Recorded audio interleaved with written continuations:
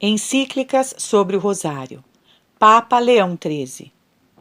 Leão XIII foi o Papa número 256, cujo pontificado, um dos mais longos da história, se estendeu de 1878 a 1903. Os primeiros anos foram marcados pela fundação de diversos centros de estudos de filosofia e teologia, além das diversas encíclicas que contêm aquilo que mais tarde se chamou de doutrina social da Igreja. Publicou ainda outras sobre o Santo Rosário. Supreme Apostolatus Officio. Veneráveis irmãos, saúde e bênção apostólica. O auxílio de Maria nos males presentes da Igreja. 1. O ofício do Sumo Pontificado que nós exercemos e a dificílima condição dos tempos presentes, cada dia mais nos induzem e como que nos impelem a prover com tanto maior solicitude à tutela e à incolumidade da Igreja, quanto mais graves são as suas provações.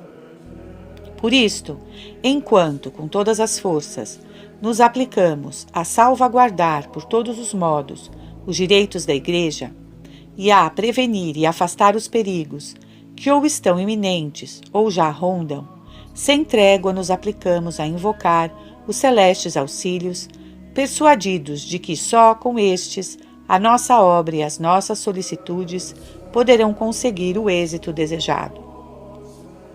2. Para este fim, nada consideramos mais eficaz e mais poderoso do que tornar-nos propícia pela devoção e pela piedade à grande Mãe de Deus, a Virgem Maria.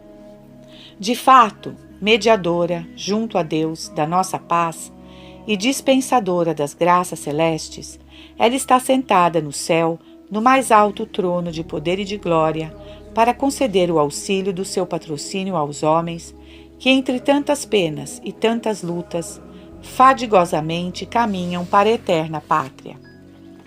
Portanto, estando já agora próxima a anual solenidade, destinada a receber os inúmeros e assinalados benefícios concedidos ao povo cristão por meio do Santo Rosário de Maria, queremos que este ano todo o orbe católico, com particular devoção, dirija à Virgem Maria a mesma piedosa oração, a fim de que, pela sua intercessão, possamos ter a alegria de ver seu Filho aplacado e movido à compaixão das nossas misérias.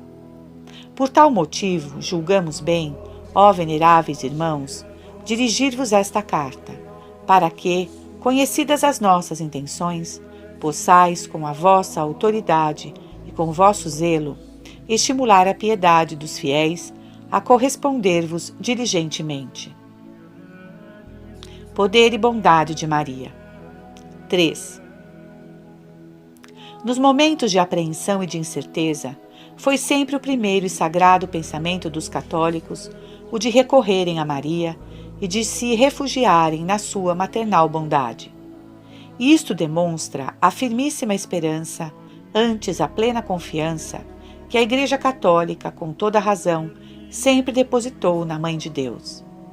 De fato, a Virgem Imaculada, escolhida para ser Mãe de Deus e por isso mesma feita corredentora do gênero humano, goza junto a seu Filho de um poder e de uma graça tão grandes que nenhuma criatura, nem humana nem angélica, jamais pôde nem jamais poderá atingir uma maior. E visto como a alegria mais grata para ela é a de ajudar e consolar todo fiel, em particular que invoque o seu socorro, não pode haver dúvida de que ela muito mais prazerosamente deseja acolher antes que exulte em acolher os votos da Igreja toda. Intervenções de Maria na história da Igreja. 4. Mas esta ardente e confiante piedade para com Augusta Rainha do Céu foi posta em mais clara luz quando a violência dos erros largamente difundidos, ou a transbordante corrupção dos costumes, ou o assalto de inimigos poderosos pareceram pôr em perigo a Igreja militante de Deus. 5. As memórias antigas e modernas e os sagrados fatos da Igreja relembram de uma parte as súplicas públicas e particulares e os votos elevados à Divina Mãe, e de outra parte os auxílios por meio dela obtidos e a tranquilidade e a paz pelo céu concedidas. Daí tiveram origem esses títulos insignes com que o povo católico a saudaram: Auxiliadora dos cristãos, Socorredora e Consoladora, Dominadora das guerras, Senhora das vitórias, Pacificadora. Entre os quais é principalmente digno de menção o título tão solene do Rosário, que consagra à imortalidade os seus assinalados benefícios em favor da inteira família cristã. 6. Nenhum de vós, ó veneráveis irmãos, ignora quantas dores e quantas lágrimas, no fim do século XII, proporcionaram à Santa Igreja de Deus os hereges albigenses que, nascidos da seita dos últimos maniqueus, haviam infectado de perniciosos erros a França meridional e outras regiões do mundo latino. Espalhando em torno de si o terror das almas, eles tramavam estender o seu domínio pelos moticínios e pelas ruínas. Contra esses péssimos inimigos, Deus misericordioso suscitou, como vos é bem conhecido, um homem virtuosíssimo, o ínclito padre fundador da Ordem Dominicana. Insigne pela integridade da doutrina, por exemplos de virtude e pelos seus labores apostólicos, ele se preparou com intrépida coragem para travar as batalhas da Igreja Católica, confiando não na força das armas, mas, sobretudo, na daquela oração que ele, por primeiro, introduziu sob o nome do Santo Rosário e que diretamente, ou por meio de seus discípulos, divulgou depois por toda a parte. Visto como, por inspiração ou por impulso divino, ele bem sabia que com o auxílio desta oração, poderoso instrumento de guerra, os fiéis poderiam vencer e desbaratar os inimigos, e forçá-los a cessar a sua ímpia e estulta audácia. E é sabido que os acontecimentos deram razão à previsão. De fato, desde quando tal forma de oração, ensinada por São Domingos, foi abraçada e devidamente praticada pelo povo cristão, de um lado começaram a revigorar-se a piedade, a fé e a concórdia, e de outro foram por toda parte quebradas as manobras e as insídias dos hereges. Além disto, muitíssimos errantes foram reconduzidos à trilha da salvação e a loucura dos ímpios foi esmagada por aquelas armas que os católicos haviam empunhado para reprimir a violência. 7. A eficácia e o poder da mesma oração foi depois experimentada também no século XVI, quando as imponentes forças dos turcos ameaçavam impor a quase toda a Europa o jugo da superstição da barbárie. Nessa circunstância, o pontífice São Pio V, depois de estimular os soberanos cristãos à defesa de uma causa que era a causa de todos, dirigiu todo o seu zelo a obter que a poderosíssima Mãe de Deus, invocada por meio do Santo Rosário, viesse em auxílio do povo cristão. E a resposta foi um maravilhoso espetáculo, então, oferecido ao céu e à terra, espetáculo que empolgou as mentes e os corações de todos. Com efeito, de um lado os fiéis, prontos a dar a vida e a derramar o sangue pela incolumidade da religião e da pátria, junto ao Golfo do Corinto, esperavam impávidos o inimigo. De outro lado, homens inermes, com a piedosa e suplicante falange, invocavam Maria e, com a fórmula do Santo Rosário, repetidamente a saudavam, a fim de que assistisse os combatentes até a vitória. E Nossa Senhora, movida por aquelas preces, os assistiu.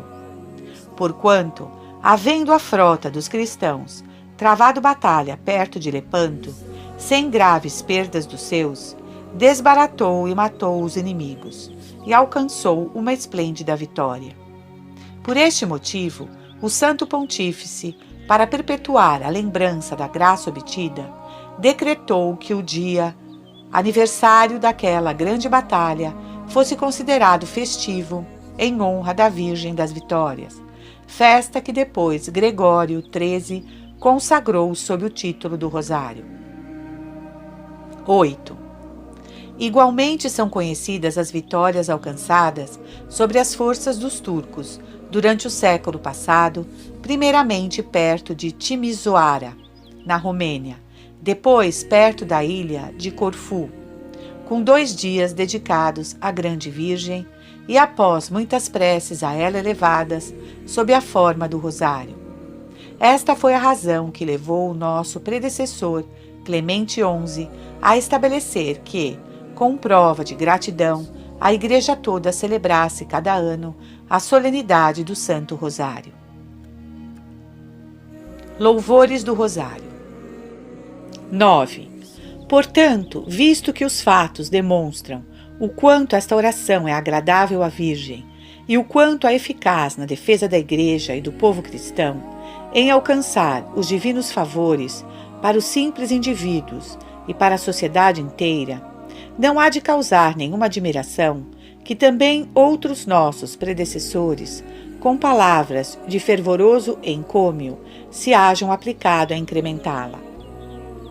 Assim, Urbano IV afirmou que cada dia o povo cristão recebe novas graças por meio do rosário.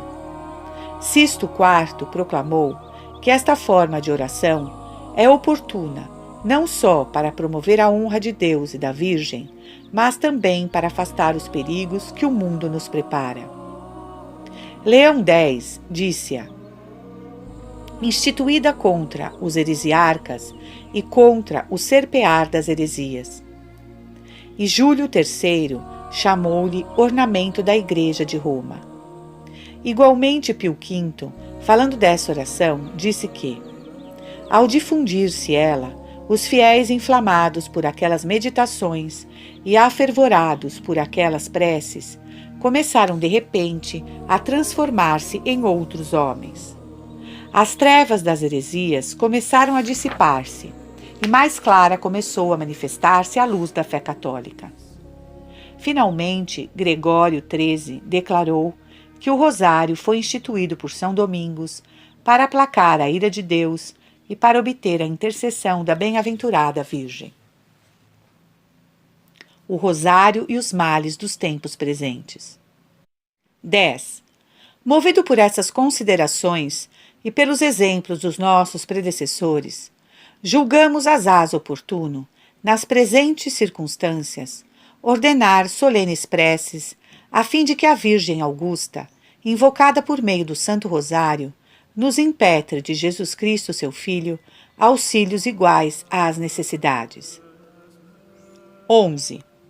Bem vedes, ó veneráveis irmãos, as incessantes e graves lutas que trabalham a Igreja. Vedes que a moralidade pública e a própria fé, o maior dos bens e o fundamento de todas as outras virtudes, estão expostas a perigos sempre mais graves. Assim também vós não só conheceis a nossa difícil situação e as nossas múltiplas angústias, mas pela caridade que a nós tão estreitamente vos une, a sofreis juntamente conosco. Porém, o fato mais doloroso e mais triste de todos é que tantas almas, remidas pelo sangue de Cristo, como que arrebatadas pelo turbilhão desta época transviada, vão se precipitando numa conduta sempre mais depravada e se abismam na eterna ruína. Por isso, a necessidade do divino auxílio certamente não é menor hoje do que a que era sentida quando o grande Domingos, para curar as feridas da sociedade, introduziu a prática do rosário mariano.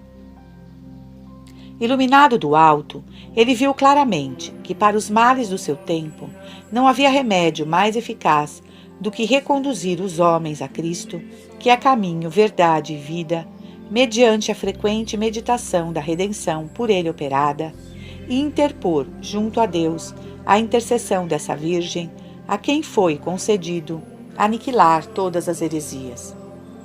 Por este motivo, ele dispôs a prática do rosário de modo que fossem sucessivamente recordados os mistérios da nossa salvação, e a este dever da meditação se entremeasse como que uma mística coroa de saudações angélicas, intercaladas pela oração a Deus, Pai de nosso Senhor Jesus Cristo.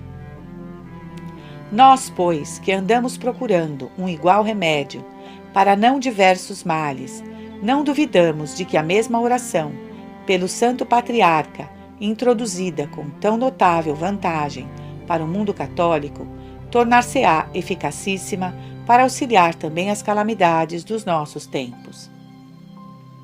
12. Portanto, em consideração dessas razões, não somente exortamos calorosamente todos os cristãos a praticarem, sem se cansar, o piedoso exercício do rosário, publicamente ou em particular, nas suas casas e famílias, mas também queremos que todo o mês de outubro, do ano em curso, seja consagrado e dedicado à celeste Rainha do Rosário. Prescrições e privilégios para o mês de outubro. 13. Estabelecemos, pois, e ordenamos que em todo o mundo católico a solenidade de Nossa Senhora do Rosário seja este ano celebrada com particular devoção e com esplendor de culto. Ordenamos, além disso, que do dia 1º de outubro ao dia 2 do seguinte mês de novembro, em todas as igrejas paroquiais, e se os ordinários o julgarem vantajoso e conveniente, também nas outras igrejas e nas capelas dedicadas à Mãe de Deus, se recitem devotamente ao menos 5 dezenas do rosário, com acréscimo das ladainhas lauretanas. Depois, desejamos que quando o povo se reunir para tais orações, ou se ofereça o santo sacrifício da missa, ou se exponha solenemente o Santíssimo Sacramento, e no fim se dê aos presentes a bênção com a hóstia sacrossanta. 14. Vivamente aprovamos que as confrarias do Rosário, seguindo uma antiga tradição, façam solenes procissões pelas ruas da cidade em pública demonstração da sua fé. Mas onde, pela adversidade dos tempos, isso não for possível, não duvidamos de que tudo quanto, por este lado, for subtraído ao culto público, seja compensado por uma concorrência mais numerosa nas igrejas, e que o fervor da piedade se manifestará por uma prática mais diligente das virtudes cristãs. Em favor, pois, daqueles que executarem tudo quanto mais acima dispusemos, abrimos de bom grado os celestes tesouros da Igreja, a fim de que achem neles o estímulo e, ao mesmo tempo, o prêmio da devoção. Por isso, aqueles que, dentro do tempo estabelecido, participarem da pública recitação do Rosário, com as ladainhas, e orarem segundo a nossa intenção, concedemos para cada vez a indulgência de 7 anos e de 7 quarentenas. Queremos igualmente que tal benefício possam fruir aqueles que, impedidos por legítima causa de praticar em público o piedoso exercício, o praticarem em particular e orarem também segundo a nossa intenção. 15. Depois, àqueles que dentro do sobredito tempo, ao menos por 10 vezes, cumprirem a mesma prática, ou em público nas igrejas, ou por justos motivos nas suas casas, concedemos a indulgência plenária, desde que a piedosa prática somem-se a confissão e a comunhão. 16. Essa indulgência plenária das suas culpas, concedemo-la também a todos os que, na mesma solenidade da bem-aventurada Virgem do Rosário, ou num dos 8 dias seguintes, igualmente se aproximem do tribunal da penitência e da mesa do Senhor, em alguma igreja rezarem, segundo a nossa intenção, pelas necessidades da Santa Igreja. Esperanças do Sumo Pontífice. 17. Eia, pois, veneráveis irmãos, pelo zelo que tendes da honra de Maria e da salvação da sociedade humana, esforçai-vos por alimentar a devoção e por aumentar a confiança do povo para com a grande Virgem. Nós pensamos seja de atribuir-se a divino favor O fato de, mesmo em momentos tão prozelosos para a Igreja como estes, haver se mantido sólida e florescente na maior parte do povo cristão a antiga veneração e piedade para com a Virgem Augusta. Mas agora esperamos que, incitados por estas nossas exortações e inflamados pelas vossas palavras, os fiéis se hão de colocar, com sempre mais ardente entusiasmo, sob a proteção e assistência de Maria, e continuarão a amar com crescente fervor a prática do rosário que nossos pais costumavam considerar não só como um poderoso auxílio nas calamidades, mas também como um distintivo honorífico da piedade cristã.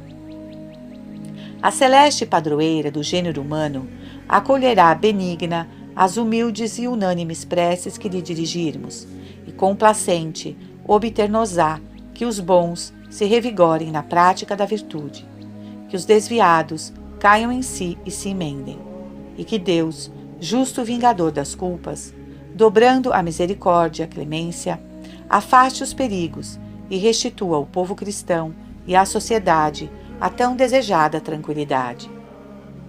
18. Confortados por esta esperança, com os mais ardentes votos do nosso coração, rogamos vivamente a Deus, pela intercessão daquela em quem Ele depositou a plenitude de todos os bens, que vos conceda a vós, veneráveis irmãos, as mais escolhidas e mais abundantes graças celestes, das quais é auspício e penhor a bênção apostólica, que de coração concedemos a vós, ao vosso clero e aos povos confiados aos vossos cuidados. Dado em Roma, junto de São Pedro, a 1 de setembro de 1883, sexto ano do nosso pontificado. Leão, pp. 13. Encíclica Superioriano. Veneráveis irmãos, saúde e bênção apostólica. Correspondência ao convite do ano passado. 1. O ano passado, como todos sabem, com uma encíclica nossa, dispusemos que durante todo o mês de outubro, em toda parte do orbe católico, se honrasse por meio do Santo Rosário a grande Mãe de Deus, para obter dela um eficaz socorro nas angústias de que a Igreja estava oprimida. Com isso, secundamos uma inspiração nossa e seguimos o exemplo dos nossos predecessores, os quais, nos tempos mais difíceis para a Igreja, tiveram o costume de, com aumentado ardor de piedade, recorrer à Virgem Augusta e de com fervorosa prece invocar-lhe o auxílio. 2. A solicitude e o consenso em secundar a nossa vontade foram tais por toda parte que se tornou evidente o quanto é intenso no povo cristão o espírito da religião e da piedade e o quanto é viva a confiança de todos no celeste auxílio de Maria Santíssima. Este fervor em professar a própria piedade e a própria fé trouxe certamente um grande conforto ao nosso coração, oprimido por tantas preocupações graves e por tantos males. Antes, deu-nos força para suportar, se Deus assim quiser, males ainda maiores. De fato, enquanto o espírito de oração se derramar sobre a casa de Davi e sobre os habitantes de Jerusalém, nutrimos segura esperança de que um dia Deus se nos mostrará aplacado e de que, movido a compaixão pela sorte da sua Igreja, atenderá às orações elevadas pelos fiéis por meio daquela que ele quis, administradora das graças celestes. Cumpre perseverar na oração. 3. Portanto, visto ainda subsistirem as causas que, como já dissemos, nos impeliram o ano passado a estimular a piedade dos fiéis, julgamos nosso dever, veneráveis irmãos, exortar de novo este ano o povo cristão a perseverar na devoção do Santo Rosário para merecer a eficaz proteção da grande Mãe de Deus. Com efeito, se são tão obstinados os propósitos dos inimigos do cristianismo, necessário se torna que não menor seja a constância dos seus defensores, tanto mais quanto o auxílio celeste e os benefícios de Deus frequentemente são fruto da nossa perseverança. E aqui torna-se oportuno evocar o exemplo daquela ilustre heroína em que era figurada a Virgem Maria, Judite, que conteve a impaciência dos judeus, os quais, na sua estultícia, queriam o seu arbítrio fixar a Deus o tempo para socorrer a cidade. Assim também deve ter-se presente o exemplo dos apóstolos, que esperaram o prometido dom supremo do Espírito Santo, unidos em perseverante e unânime oração, com Maria, mãe de Jesus. Motivos para recorrer a Maria. 4. Efetivamente, agora também se trata de um negócio bastante árduo e importante, isto é, de abater o poder do antigo e auspicíssimo inimigo, arrogante na sua força, de reivindicar a liberdade para a Igreja e para o seu chefe, de conservar e defender os fundamentos sobre os quais deve apoiar-se a segurança e o bem-estar da sociedade. Grande deve ser, por isso, nestes tempos tão lacrimosos para a Igreja, a solicitude de manter com piedosa diligência o santo costume do rosário. Sobretudo porque esta oração é composta de modo a evocar sucessivamente todos os mistérios da nossa salvação e, portanto, particularmente adequada para fomentar a piedade. 5. Depois, pelo que se refere à Itália, há, nesse momento, uma extrema necessidade de implorar o eficacíssimo socorro da Virgem, dado que não só está iminente, mas já sobreveio uma inesperada calamidade. Queremos aludir à peste asiática que, transpondo por vontade de Deus os confins que a natureza parecia haver-lhe fixado, invadiu os portos mais frequentados da costa francesa e dali as zonas limítrofes da Itália. 6. Devemos, pois, buscar refúgio em Maria, naquela a quem, com razão, a Igreja chama Virgem Salutífera, Auxiliadora, Libertadora, para que ela queira trazer-nos benevolamente o socorro invocado mediante a mais agradável das orações e afastar de nós o impuro contágio. Disposições e indulgências para a recitação do Rosário. 7.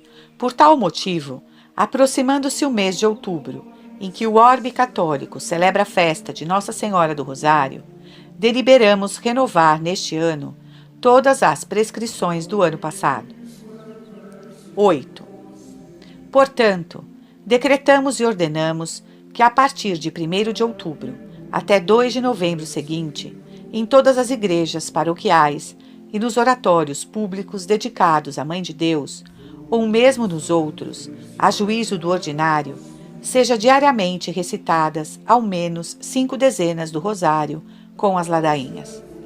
E se o rosário se recitar pela manhã, celebre-se ao mesmo tempo a Santa Missa. Se em vez disso se recitar de tarde, exponha-se o Santíssimo Sacramento à adoração dos fiéis e, portanto, dê-se aos presentes a bênção. Além disso, é nosso desejo que, onde a isso se não opuserem as leis civis, para incremento da piedade pública, as confrarias do Santo Rosário saiam pelas ruas em procissão solene. 9. Depois, a fim de que os celestes tesouros da Igreja fiquem à disposição da piedade cristã, renovamos as simples indulgências já concedidas o ano passado, isto é, a todos os fiéis que nos dias estabelecidos participarem da pública recitação do Rosário e orarem segundo a nossa intenção, como também àqueles que, por legítimo impedimento, o recitarem em particular, concedemos para cada vez a indulgência de 7 anos e de 7 quarentenas. Além disto, concedemos a indulgência plenária aos que, em dito período, confessados e comungados, recitarem ao menos por 10 dias o rosário do modo supraindicado, na igreja ou, por justo motivo, em casa. Em terceiro lugar, concedemos também esse pleníssimo perdão das culpas e remissão das penas a todos os que, no dia da festa do rosário, ou na oitava, com a alma purificada, participarem do divino banquete, orando em alguma igreja, a Deus e a sua Mãe Santíssima, segundo a nossa intenção. 10. Querendo, enfim, atender àqueles que vivem no campo e que durante o mês de outubro estão particularmente empenhados no trabalho dos campos, consentimos que, a juízo dos ordinários, eles adiem para os meses seguintes, de novembro e dezembro, as piedosas práticas supraestabelecidas e que possam igualmente lucrar as indulgências anexas ao mês de outubro. As esperanças do Papa. 11. Não duvidamos, veneráveis irmãos, de que os nossos cuidados não estejam em via de ser coroados de frutos abundantes, e opimos, mormente se Deus, com o dom das suas graças, fizer crescer o que nós plantamos e vós regastes. Por outro lado, estamos certos de que o povo cristão prestará ouvido à autoridade apostólica com o mesmo fervor de fé e de piedade de que deu esplêndido testemunho no ano passado. Assim, fazemos votos para que a celeste padroeira, invocada mediante a oração do Rosário, nos seja propícia e nos obtenha que, eliminadas as divergências de opiniões e estendida a religião de Cristo a todas as partes da terra, a Igreja alcance o suspiro da tranquilidade. Como penhor deste benefício, de todo o coração, concedemos a bênção apostólica a vós, ao vosso clero e ao povo confiado ao vosso ministério. Dado em Roma, junto a São Pedro, a 30 de agosto de 1884, 7º ano do nosso pontificado. Leão, pp. 13.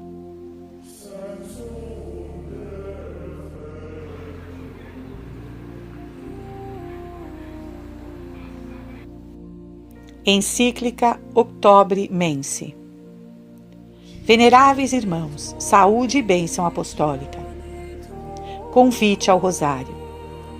1. Ao aproximar-se o mês de outubro, já agora consagrado à Beatíssima Virgem, é para nós coisa sumamente grata relembrar as solícitas recomendações que nos anos precedentes vos dirigimos, ó veneráveis irmãos, a fim de que em toda parte os fiéis, impelidos pelo vosso zelo autorizado, se volvessem com reavivada piedade para a grande Mãe de Deus, para a poderosa auxiliadora do povo cristão. A ela, recorrendo suplicantes, durante o mês inteiro, com o rito do Santo Rosário, rosário que a Igreja habitualmente usou e divulgou, sobretudo nos tempos mais tempestuosos, e sempre com o desejado êxito. 2. Temos a peito manifestar-vos também este ano o mesmo desejo e renovar-vos a mesma exortação. Impele-nos a isto urgentemente, e a isso nos estimula o nosso amor à Igreja, cujas angústias, antes que se aligeirarem, crescem cada dia mais em número e aspereza. Males que afligem a Igreja. 3. A todos são conhecidos os males que nós deploramos. A luta desapiedada contra os sagrados e intangíveis dogmas que a Igreja guarda e transmite. A zombaria da integridade e da virtude cristã que a Igreja defende. A trama de calúnias de mil modos urdidas. O ódio fomentado contra a Sagrada Ordem dos Bispos e principalmente quanto o Romano Pontífice.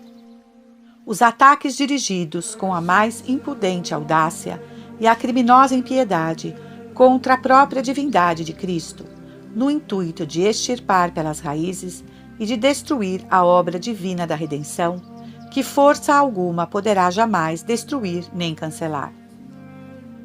4. Esses ataques não são certamente uma novidade para a Igreja militante.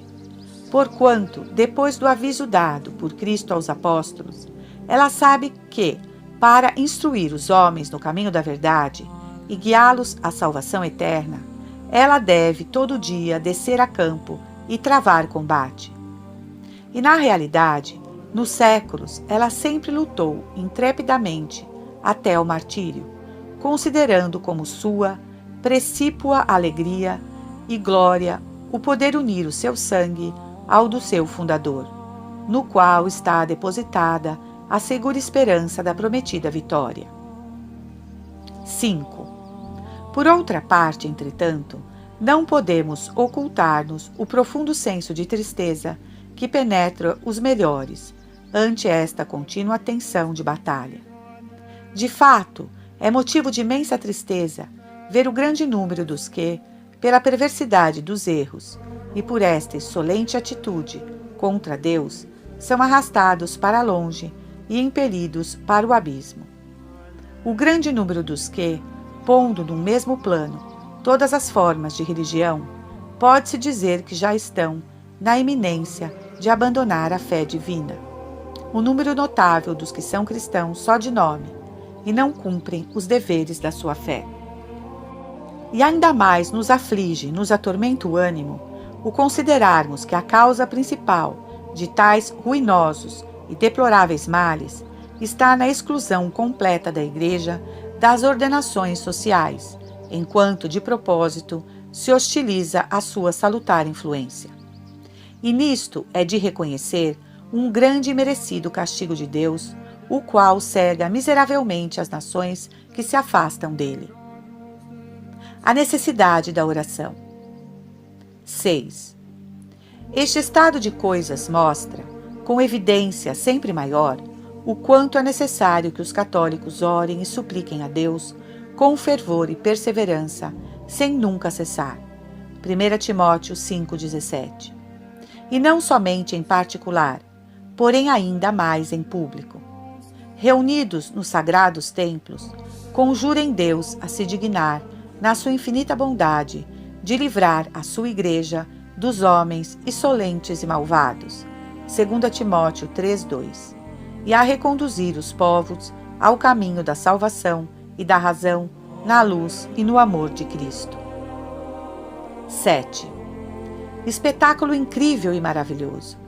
Enquanto o mundo percorre o seu caminho tormentoso, fiado nas suas riquezas, na sua força, nas suas armas e no seu engenho, a Igreja, com passo veloz e seguro, atravessa os séculos, depositando a sua confiança somente em Deus, a quem, de dia e de noite, ergue o olhar e estende as mãos súplices.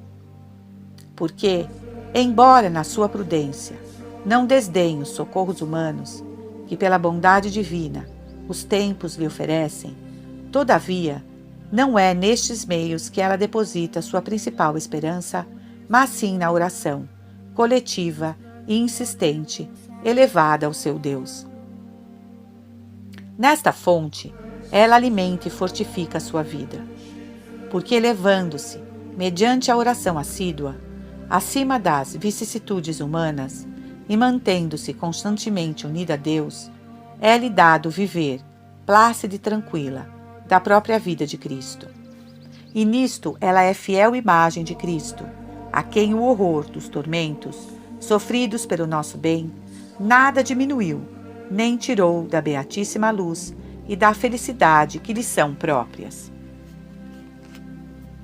Exemplos de oração na Sagrada Escritura. 8. Este grande ensinamento do cristianismo sempre foi escrupulosamente praticado pelos cristãos dignos deste nome. Quando a Igreja ou a quem lhe regia os supremos destinos estava iminente algum perigo, mercê da perfídia e da violência dos homens perversos, então com maior insistência e frequência elevavam os cristãos suas preces a Deus. 9. De tal costume, achamos luminoso exemplo nos fiéis da Igreja nascente, exemplo digno de ser proposto à imitação de todos os pósteros. Pedro, vigário de Cristo, pontífice supremo de toda a Igreja, por ordem do ímpio Herodes, fora lançado no cárcere e destinado à segura morte. Ninguém estava em condições de lhe levar auxílio para o subtrair àquele perigo. Mas não faltava esse auxílio único que a devota oração sabe obter de Deus. Como nos testemunha a Sagrada Escritura, a Igreja elevava a Deus fervorosíssimas preces por ele. Mas a Igreja fazia a Deus contínuas preces por ele. Atos 12:5. E tanto mais ardente se tornava o empenho da sua oração, quanto mais grave era a angústia que eles experimentavam por aquela desventura. Todos sabem que essas preces foram atendidas. Antes, todos os anos o povo cristão celebra sempre com agradecida alegria a lembrança da miraculosa libertação de São Pedro. 10. Outro exemplo, ainda mais luminoso, antes divino, dá-no-lo o próprio Cristo, que se propusera encaminhar e formar na perfeição a sua Igreja, não só com os novos preceitos, mas também com a sua vida. Durante o curso de toda a sua vida, ele se dedicara muito frequente e longamente à oração. Mas, nas suas horas supremas, quando no horto de Getsêmani a sua alma foi invadida de uma angústia imensa e oprimida por uma tristeza mortal, ele não somente orava, porém orava mais intensamente. Lucas 22:43. E isto ele fez não só para si, pois, como Deus, nada podia temer e de nada precisava, mas fê-lo para a nossa vantagem e para a vantagem da sua Igreja, cujas futuras orações e futuras lágrimas, desde então, ele generosamente fazia suas, tornando fecundas umas e outras com a sua graça. Maria, mediadora de todas as graças. 11. Mas depois que, por virtude do mistério da cruz, foi realizar a salvação do gênero humano, e depois que, com o triunfo de Cristo, a Igreja foi plenamente constituída, dispensadora da sua salvação, desde então a providência preparou e estabeleceu para este novo povo uma ordem nova. 12. As disposições da divina sabedoria devem ser olhadas com profunda veneração.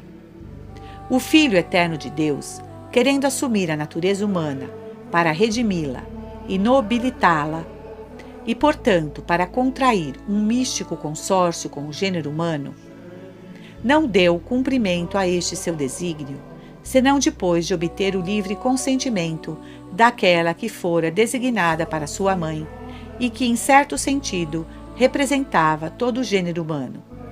Segundo a célebre e veracíssima sentença do Akinati, por meio da Anunciação, guardava-se o consentimento da Virgem em nome e em representação de toda a natureza humana.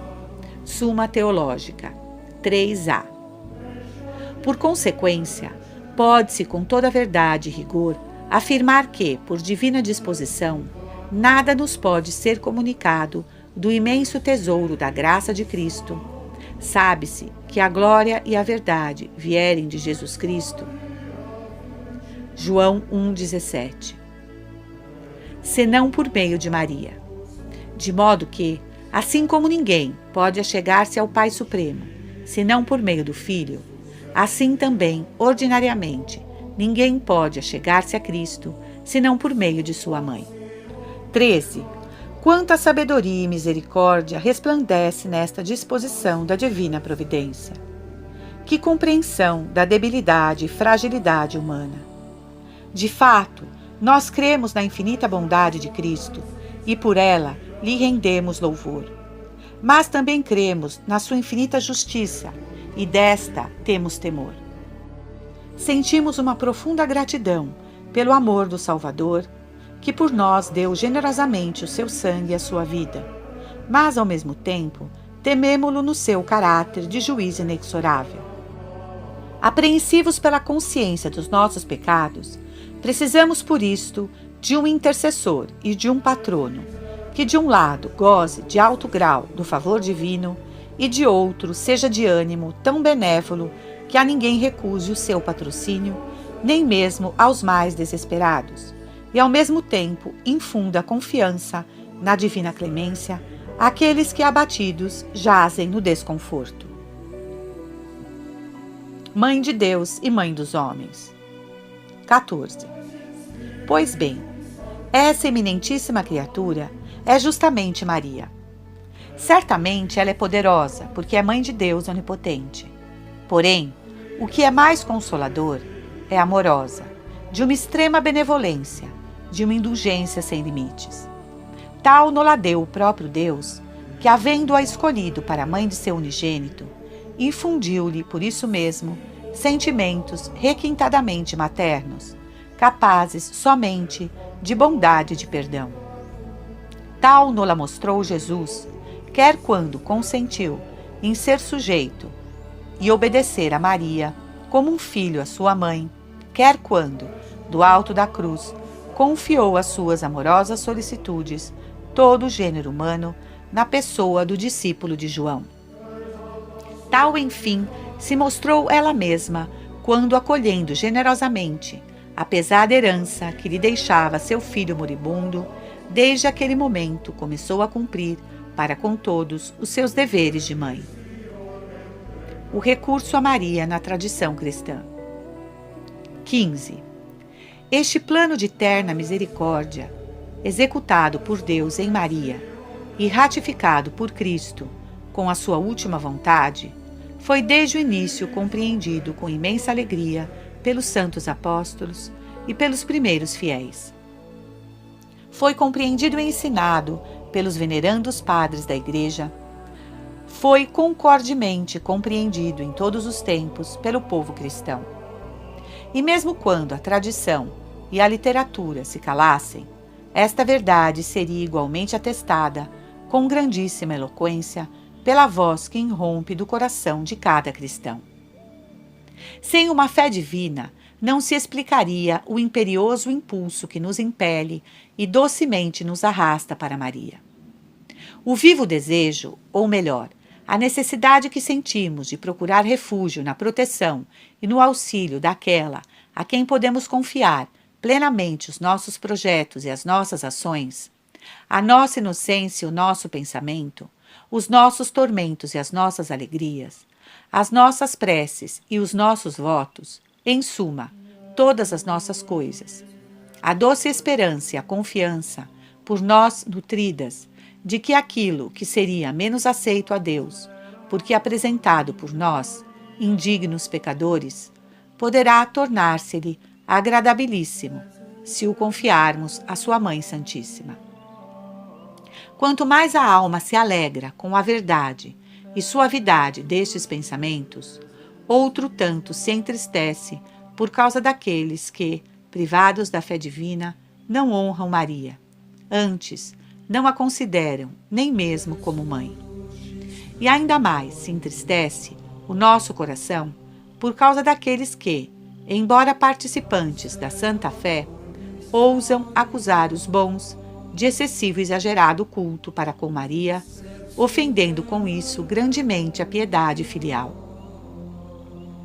16. Portanto, no meio da tempestade de males que tão duramente atormentam a Igreja, todos os devotos filhos desta mesma Igreja veem claramente que urgente dever têm de orar insistentemente a Deus Onipotente e, sobretudo, de que modo devem aplicar-se a isto para que as suas preces tenham máxima eficácia. Seguindo o exemplo de nossos piedosíssimos pais e antepassados, recorramos a Maria, nossa Santa Rainha, e concordemente supliquemos a Maria, Mãe de Jesus Cristo e Mãe nossa. Mostra-te, nossa Mãe, e por meio de ti acolha nossas preces aquele que nascido para nós quis ser teu Filho. Da Sagrada Liturgia. Excelência do Rosário. 17. Ora, como quer que, entre as diversas formas e maneiras de honrar a Divina Mãe, são de preferir aquelas que por si mesmas são julgadas mais excelentes e a ela mais agradáveis, apraz-nos expressamente apontar e vivamente recomendar o Santo Rosário. A este modo de orar foi dado, na linguagem comum, o nome de coroa, porque ela também recorda, num feliz enredo, os grandes mistérios de Jesus e de Maria, as suas alegrias, as suas dores, os seus triunfos.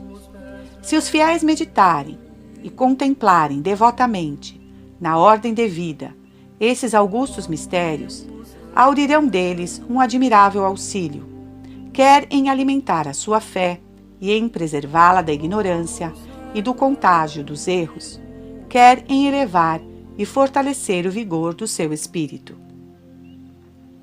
De efeito, por esse modo, o pensamento e a memória de quem reza são a luz da fé, atraídos com suavíssimo ardor para estes mistérios. Neles, concentrados e imersos, nunca se cansarão de admirar a obra inenarrável da redenção humana, levada a efeito a tão caro preço e com uma sucessão de tão grandes acontecimentos. E diante dessas provas da divina caridade, a alma se inflamará de amor e de gratidão, consolidará e aumentará a sua esperança, e avidamente visará a recompensa celeste preparada por Cristo para aqueles que se lhe houverem unido pela imitação dos seus exemplos e pela participação das suas dores. E enquanto isso, com os lábios se pronunciam as orações ensinadas pelo próprio Cristo, pelo anjo Gabriel e pela Igreja. Orações tão cheias de louvores e de salutares aspirações não poderão ser repetidas e continuadas na sua vária e determinada ordem, sem produzirem sempre novos e suaves frutos de piedade. Origem e glórias do Rosário. 18. Que, pois, a própria Rainha do Céu haja ligado a esta oração uma grande eficácia, demonstra o fato de haver ela sido instituída e propagada pelo ínclito São Domingos, por impulso e inspiração dela, em tempos especialmente tristes para a causa católica e bem pouco diferentes dos nossos, e instituída como instrumento de guerra eficacíssima para combater os inimigos da fé. 19.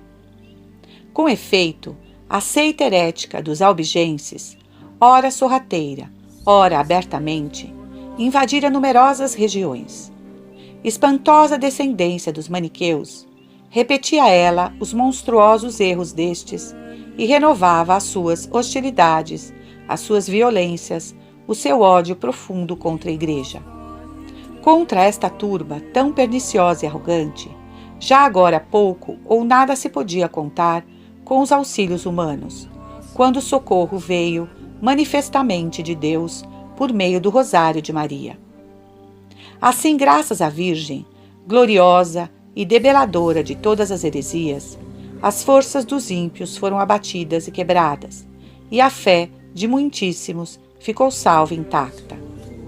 E pode-se dizer que semelhantes fatos se verificaram no seio de todos os povos. Quantos perigos conjurados! Quantos benefícios alcançados! A história antiga e moderna aí está para o demonstrar com os mais luminosos testemunhos. Difusão e vitalidade do Rosário. 20. Porém, outra prova evidente também nos é fornecida pelo fato de, apenas instituída a oração do Rosário, haver-se a sua prática em brevíssimo tempo propagado por toda parte, entre toda classe de pessoas. E, de feito, se é verdade que o povo cristão tem achado diversas formas e títulos insignes para honrar a Mãe de Deus, que sozinha se eleva entre todas as criaturas, por tantas excelsas prerrogativas, todavia é inegável que os fiéis sempre amaram de modo todo particular o título do Rosário. Isto é, essa maneira de orar que é considerada como a senha da nossa fé e o compêndio do culto a ela devido. E tem-na praticado particularmente e em público, no interior das casas ou no seio das famílias, instituindo confrarias, consagrando altares, promovendo solenes procissões, convencidos de que, de nenhum outro modo, poderiam melhor honrar as suas festas e merecer o seu patrocínio e as suas graças. 21. Nem passe em silêncio um fato que focaliza uma particular providência de Nossa Senhora acerca do rosário. E é este: quando, com o correr do tempo, no seio de algum povo, pareceu enfraquecer-se o gosto pela piedade e relaxar-se também a prática dessa oração, mal se desenhou, pelo lado do Estado, algum gravíssimo perigo, ou se apresentou qualquer necessidade pública. Por voto unânime, foi a prática do rosário, de preferência a outras manifestações religiosas, que foi, como que por encanto, revocada a uso e recolocada no seu lugar de honra com geral benefício. E desta asserção não se faz mister em buscar as provas no passado, porque temos ao alcance da mão uma insigne nos nossos dias. Como dissemos desde o princípio, estes nossos tempos são cheios de amargura para a Igreja de Deus e ainda mais para nós, chamado pela providência divina a governá-la. Ora, justamente nestes tempos é que nos é dado notar e admirar, em toda parte do orbe católico, um fervoroso despertar na prática e na devoção do rosário. E, visto que este fato, antes que a diligência humana, se deve efetivamente atribuir a Deus, que dirige e conduz os homens, isto consola e levanta o nosso ânimo, enchendo-o de grande confiança em que, pela intercessão de Maria, a Igreja poderá alcançar novos e mais extensos triunfos. Como se deve orar? 22. Há alguns que creem nas coisas que havemos relembrado, mas depois, quando não haver sido ainda alcançada nada daquilo que se esperava, e em primeiro lugar a paz e a tranquilidade da Igreja, antes vendo a situação tornar-se sempre mais ameaçadora, como que cansados e desconfiados, diminuem a assiduidade e o ardor da sua oração. Mas estes deveriam, em primeiro lugar, refletir e fazer com que as orações por eles dirigidas a Deus sejam dotadas dos requisitos que, segundo o preceito de Cristo, Senhor nosso, são necessários. E depois, se as suas orações fossem realmente tais, deveriam eles, além disso, considerar que é coisa digna e culposa o querer fixar a Deus o momento e o modo de vir em nosso socorro, a Deus que não nos deve nada. Tanto que, quando Ele atende a quem lhe ora, e quando coroa os nossos méritos, na realidade não coroa outra coisa, senão os seus próprios dons. Santo Agostinho, Epístola 194. E quando não secunda os nossos desejos, comporta-se providencialmente como um bom pai para com seus filhos, o qual tem piedade da estultícia destes, e olha sempre a sua verdadeira utilidade. A oração pela Igreja e a oração da Igreja. 23. Mas Deus acolhe benignamente e atende às orações que, amparadas pela intercessão dos santos, devotamente lhe erguemos para torná-lo propício à Igreja. Seja quando, para a sua Igreja, pedimos os bens mais altos e eternos, seja quando pedimos bens importantes e temporais, mas, em todo caso, úteis àqueles. Com efeito, a tais orações adita valor e imensa eficácia, com suas orações e seus méritos, nosso Senhor Jesus Cristo, que amou a Igreja e deu-se a si mesmo por ela, com o fim de santificá-la, para fazer aparecer diante de si mesmo gloriosa a Igreja. Efésios 5, 25, 27. Ele que lhe é o Pontífice Supremo, Santo e Inocente, sempre estando vivo para poder interceder por nós.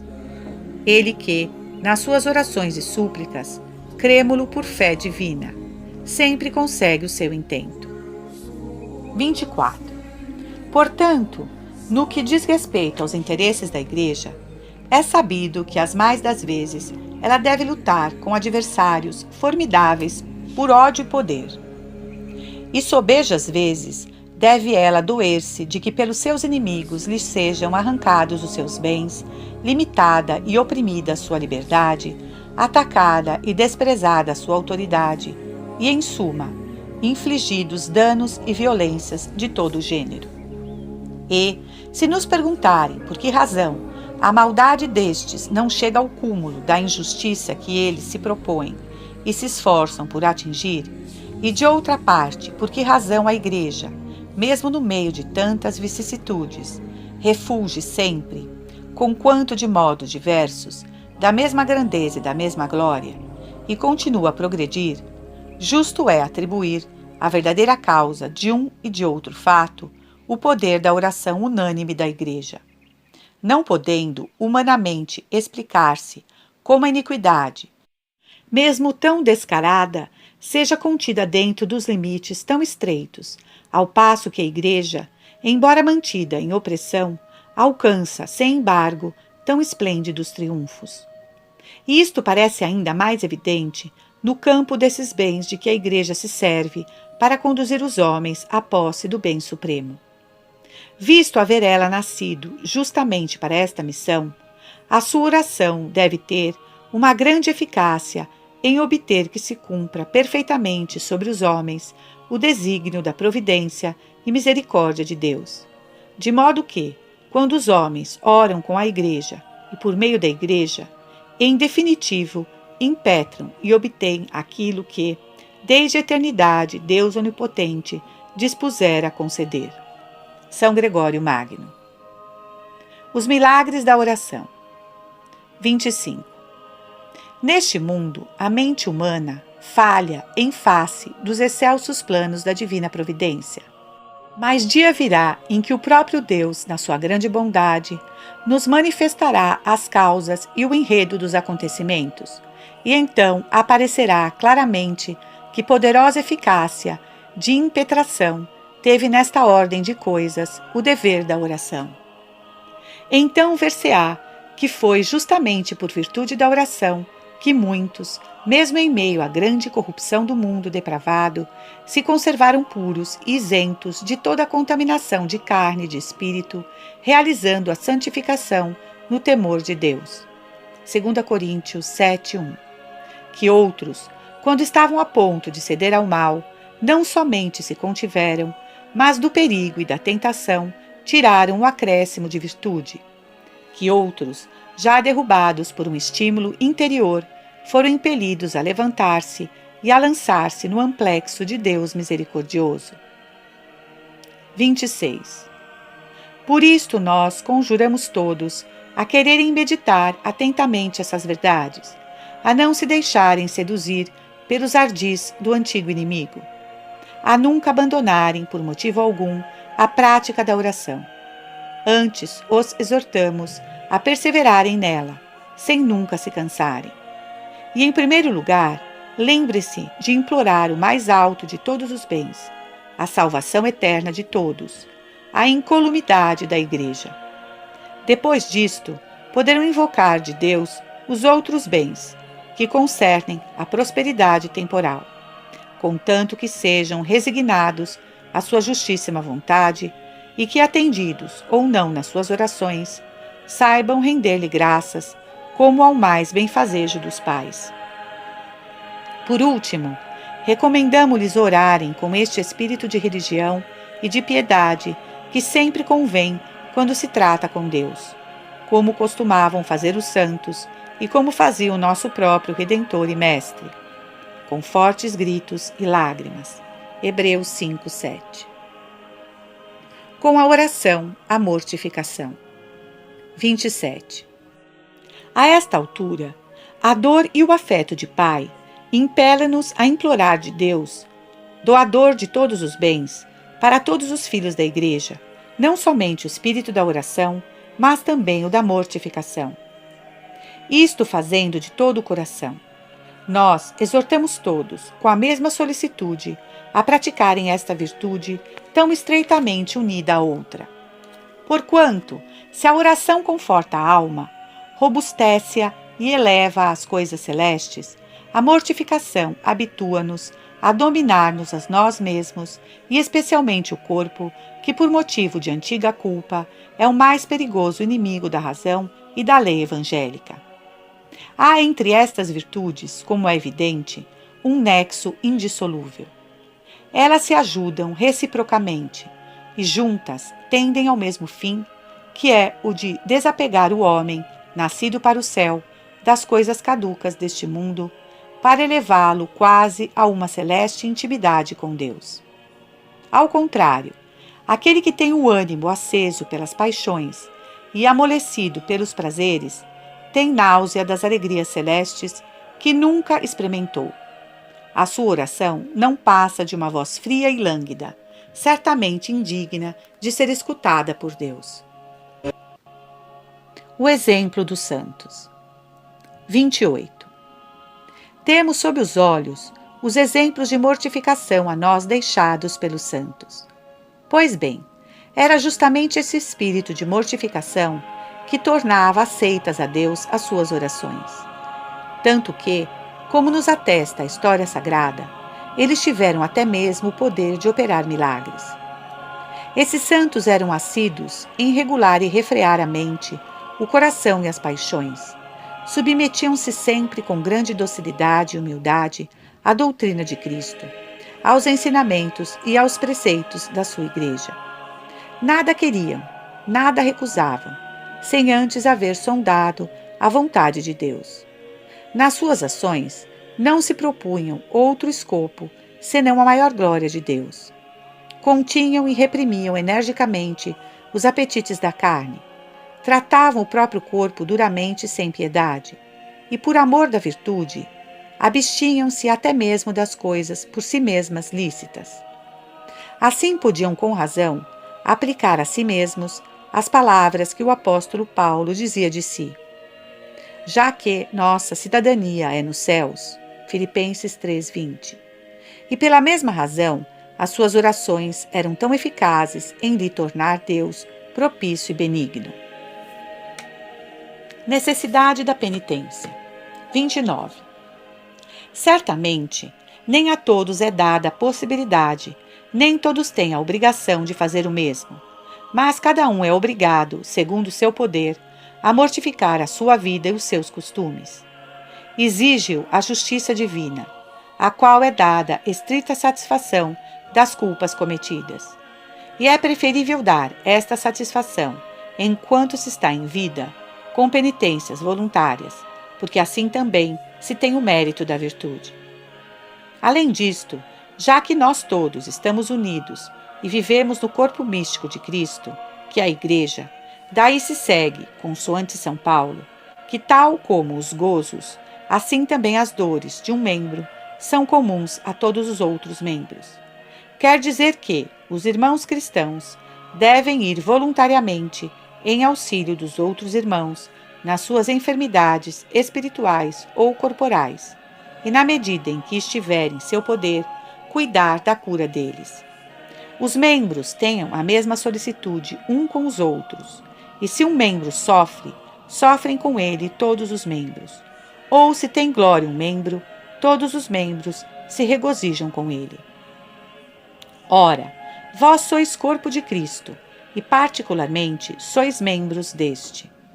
1 Coríntios 12, 25, 27. Nesta prova que a caridade nos pede, de expiarmos as culpas de outrem, a exemplo de Jesus Cristo, que com imenso amor deu a sua vida para redimir todos do pecado, está esse grande vínculo de perfeição que une estreitamente os fiéis entre si, com os santos e com Deus. 30. Em suma, o espírito da santa mortificação é tão vário, industrioso e extenso, que qualquer um, desde que animado de piedade e de boa vontade, pode praticá-lo com muita frequência e sem esforço excessivo. Exortações e esperanças. 31. Depois do que até aqui expusemos, não nos resta, veneráveis irmãos, senão esperar dos nossos avisos e das nossas exortações o êxito mais consolador. E de fato esperamos da vossa singular e profunda piedade para com a augusta Mãe de Deus, da vossa solicitude e do vosso zelo pelo rebanho a vós confiado. E já a nossa alma se alegra em prever frutos felizes e abundantes, como aqueles que os católicos souberam colher da sua notável piedade para com Maria. Que, pois, graças aos vossos convites, às vossas recomendações e ao vosso exemplo, os fiéis, especialmente no próximo mês, acorram e se reúnam em torno dos altares, solenemente ornados da augusta Rainha, da benigníssima Mãe, e com coração filial lhe entreteçam e lhe ofereçam místicas coroas com a recitação a ela tão grata do Rosário.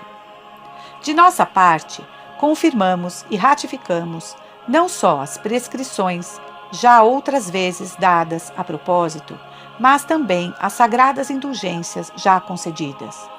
Oh, como será belo e vantajoso o espetáculo de milhões de fiéis que em todo o orbe católico, nas cidades, nas aldeias, nos campos, em terra e no mar, fundindo juntos os seus louvores e as suas preces, os seus pensamentos e as suas vozes, saudarem a todas as horas do dia Maria, invocarem Maria, e tudo esperarem de Maria.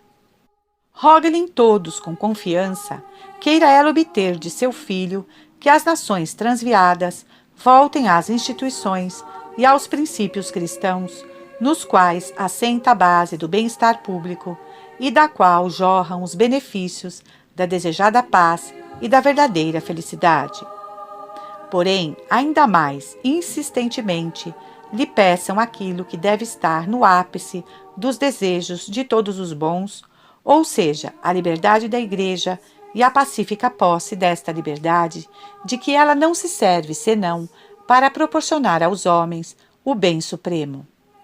Desta liberdade, nem indivíduos, nem estados sofreram jamais dano algum. Antes, dela auriram sempre inúmeros inestimáveis benefícios. 32. Finalmente, veneráveis irmãos, que pela intercessão da Rainha do Rosário, Deus vos conceda os favores e as graças celestes, das quais possais aurir, em sempre maior abundância, auxílio e força para cumprirdes santamente os deveres do vosso ministério pastoral. E delas seja penhor e auspício a bênção apostólica que de coração concedemos a vós, ao vosso clero e ao povo confiado aos vossos cuidados. Dado em Roma, junto a São Pedro, a 22 de setembro de 1891, 14º ano do nosso pontificado. Leão pp. 13.